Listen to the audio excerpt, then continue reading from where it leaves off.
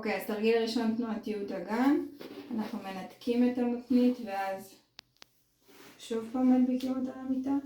מנתקים ומדביקים ומוסיפים לזה נשימה. לבטן, מוציאים אוויר. כמעט אני מנתקת את הישבן. עושה בערך 10 עד 20 חזרות.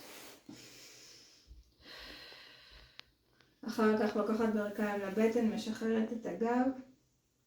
אפשר קצת להתנדנד. לאחר מכן מיישרת את שתי הרגליים. עושה פיתול לצד שמאל, לצד ימין. ומתחילה לשחרר את זה על ידי תנועתיות. אותו דבר לצד שני. אם כואב, אז לא לעשות את זה פשוט עדין. אוקיי? אפשר עם יד, אפשר בלי יד. השלב הבא זה להניח את שתי הרגליים, פשוט לקחת אותם מצד לצד, או עם הידיים, פשוט להתנדנד. זו אופציה טובה. אופציה נוספת. אופציה מתקדמת זה לשים רגל על רגל וממש לקחת את זה לפיתול.